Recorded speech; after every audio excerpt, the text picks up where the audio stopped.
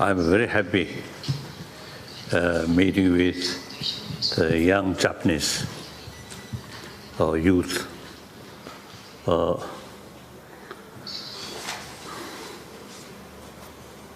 Because I always feel, and also telling people, me,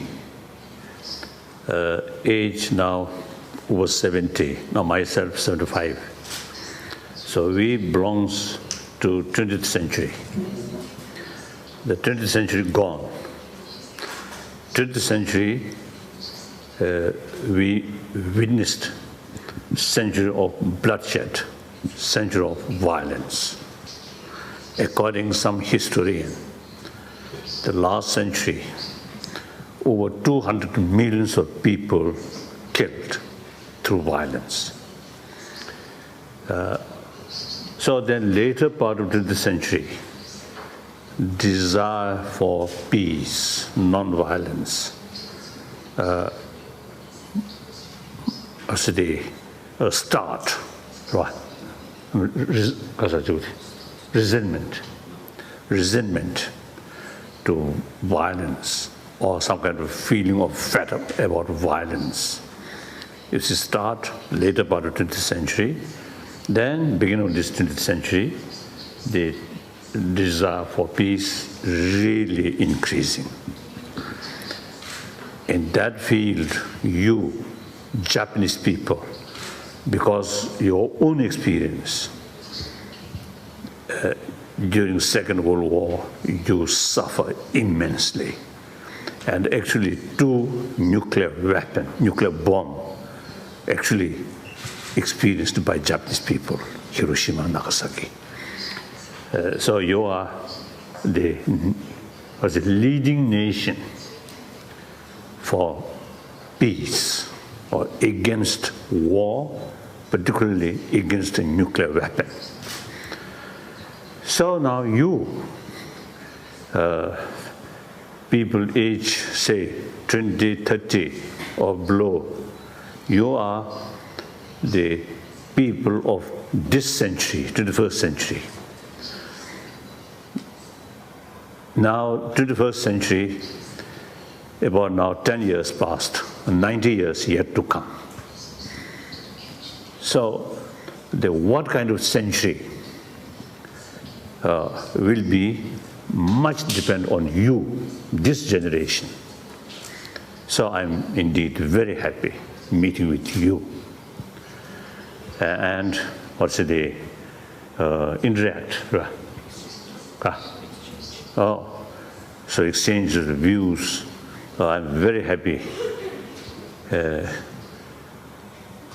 Now, I want to tell you, in different parts of the world, number of people who have the feeling we humanity basically negative nature. So violence is part of human nature. So therefore, the world doomed survey. Doomed survey. Doomed. So that kind of sort of view, I think that's totally mistake, wrong. Here there are pockets, violence there. Still very much there. But if you look overall picture, 6 billion human beings seems to see through 20th century sort of a lot of suffering, we humanity becoming more mature. So people, now for example, the concept of war, in early part of 20th century and later part of 20th century, big change.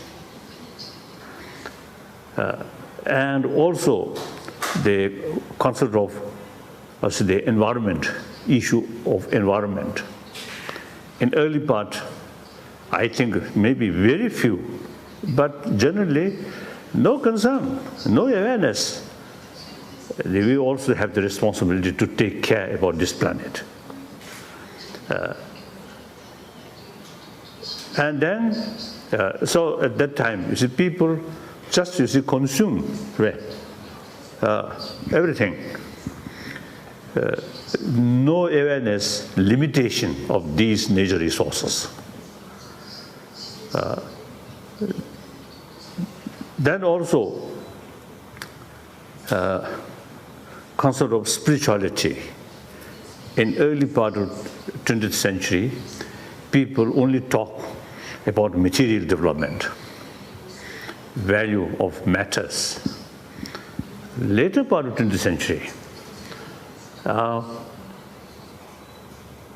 began to feel there is limitation of material value. Ultimately, peace of mind is very essential.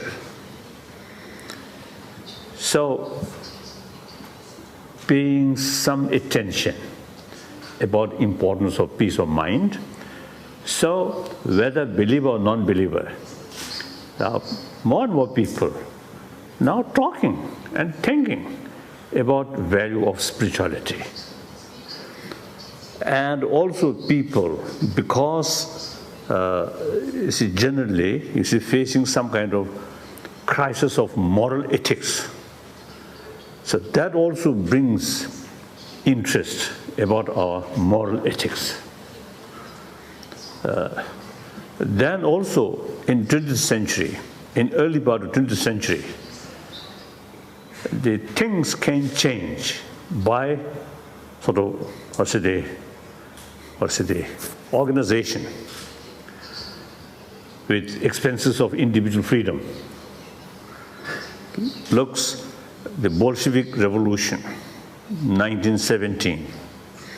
And then certain sort of different sort of centralized sort of institution start.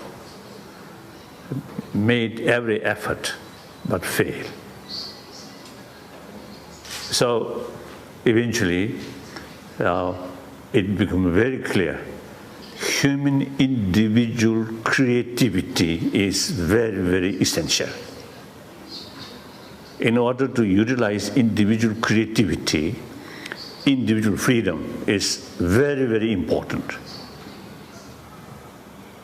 So these are big change within 1 century in the 20th century.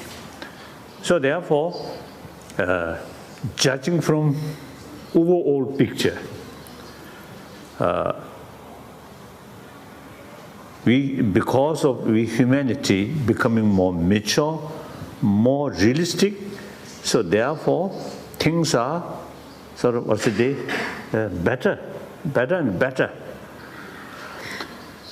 1996, I met late Queen Mother of England. At that year, her own age, 96. So she observed whole century, 20th century.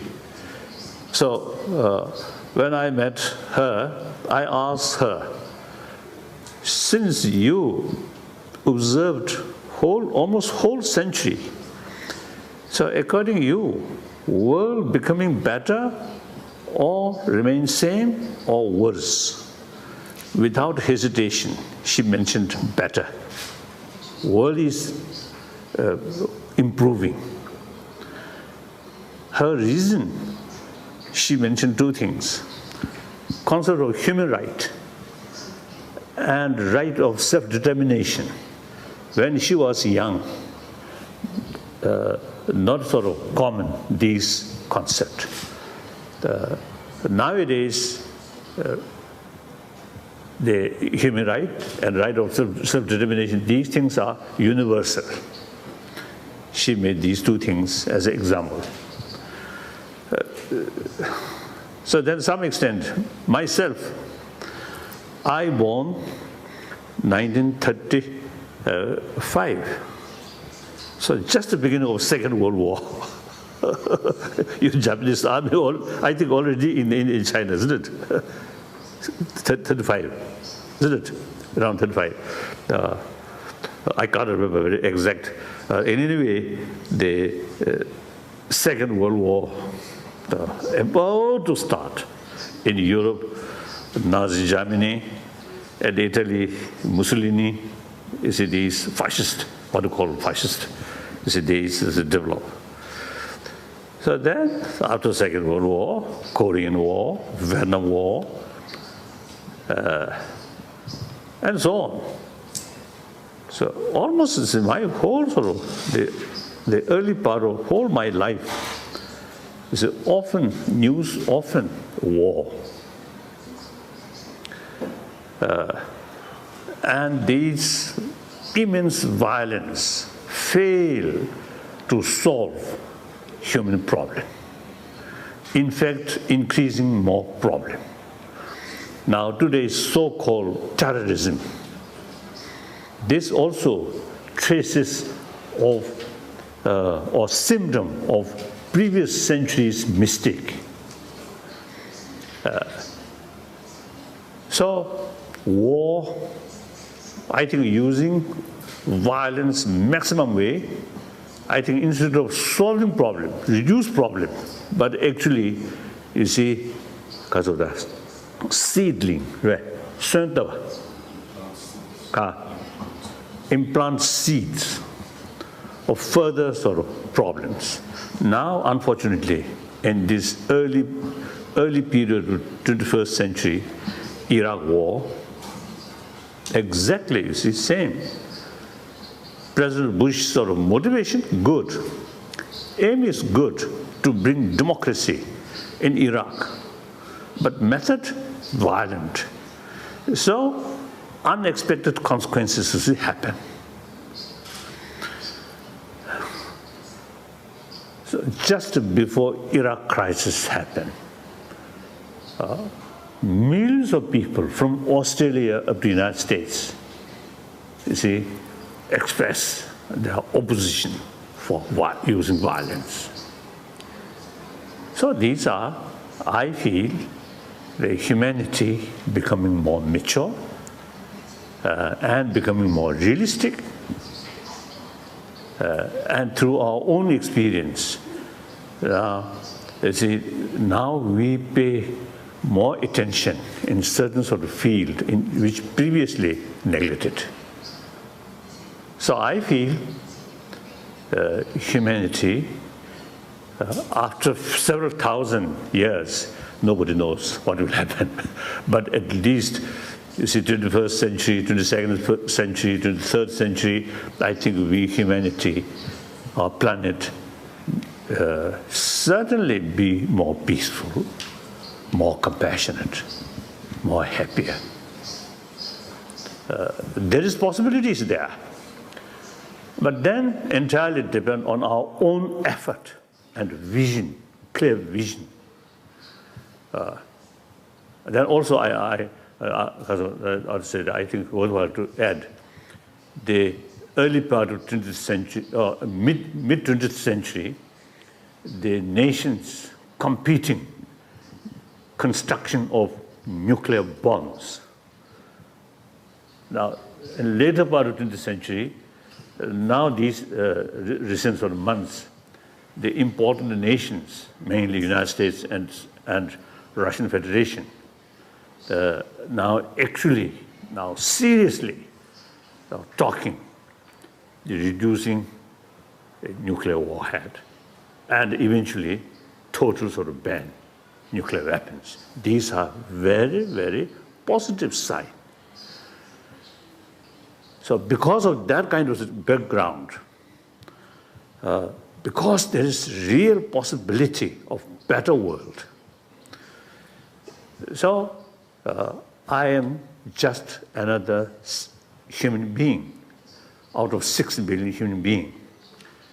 I always believe everyone have the responsibility to think about the world. I'm Tibetan, but we belong to 6 billion human beings. So we have to think about 6 billion human beings, the whole planet.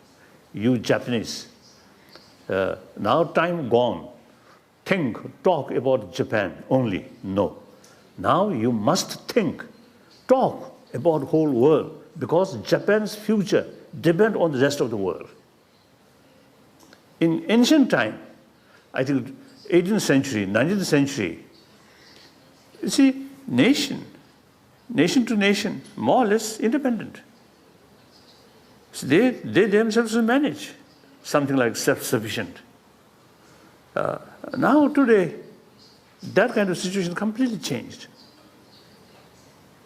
Even the United States, powerful nation, their future depends on the rest of the rest of the world. And look, the spirit of European Union. In the past centuries, these small nations, you see, fought for their own sovereignty, isn't it? The subject of the people of each nation, they really willing sacrifice their own life to save their own national sovereignty, these things.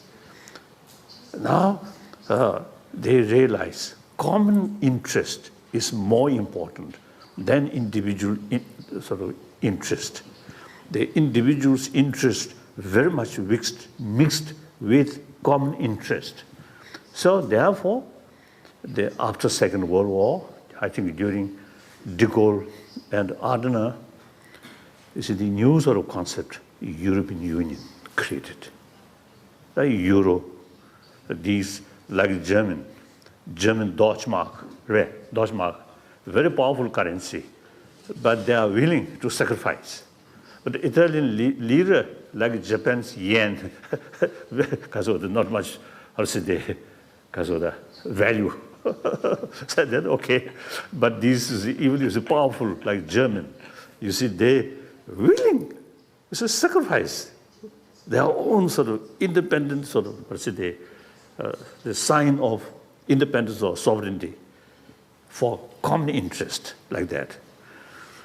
So these things are really a clear sign.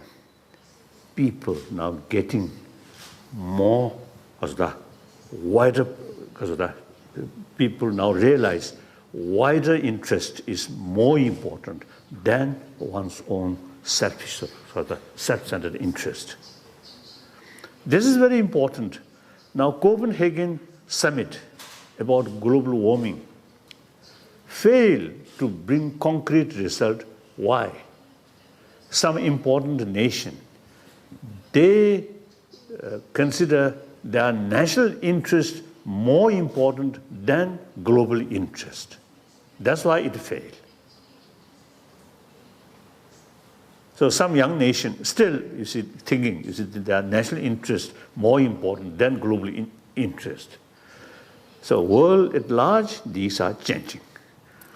So therefore, I, as one human being out of 6 billion, so with sense of global responsibility, I have 2 commitments. Number 1 commitment is promoting inner value. Inner value means from birth, biologically, we equipped showing affection to others, sense of concern about others' well-being. From childhood, this biological factor, we already equip these things. So that's very, very precious because we are social animal. Individual life depend on others, other members. So therefore, emotionally, there is something which brings together. That is human affection, human compassion.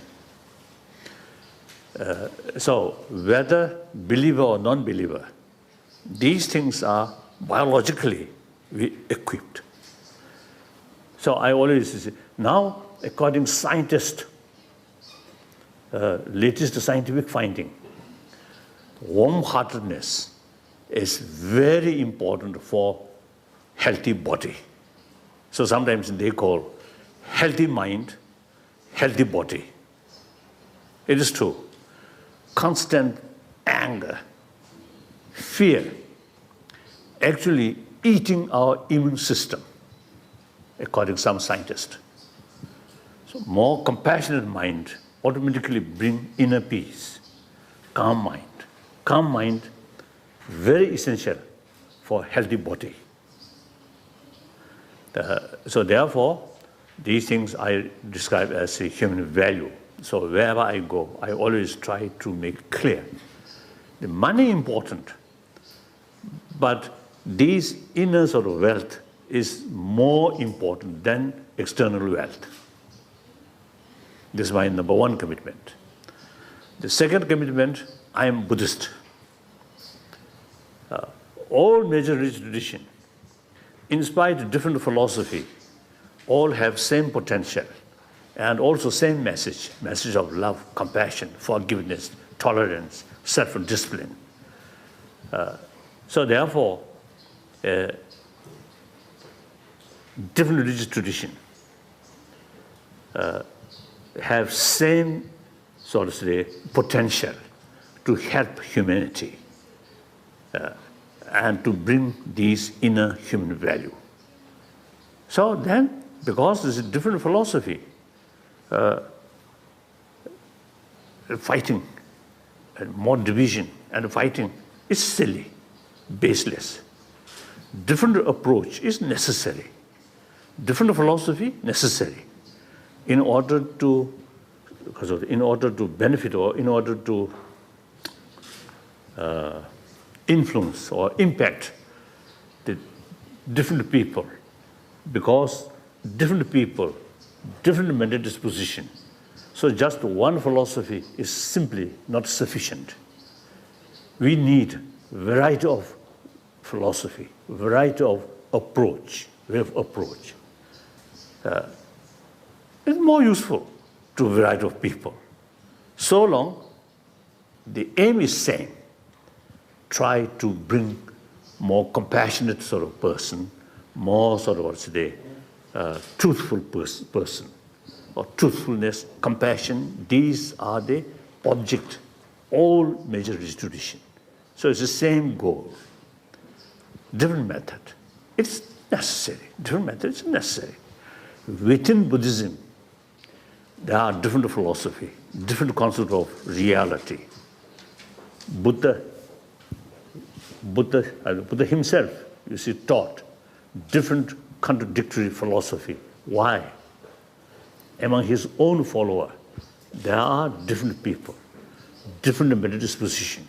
So just simply one philosophical view will not sort of say sufficient to variety of people within his own sort of follower. So obviously we need different way of approach. But these are just different way of approach. But the essence is same, to bring inner peace. So therefore, there is common ground and a common goal. So therefore, you see, try to bring closer relation between different religious traditions. So this is my number two sort of commitment, to promote harmony among the different religious traditions. So that's almost the introduction of myself.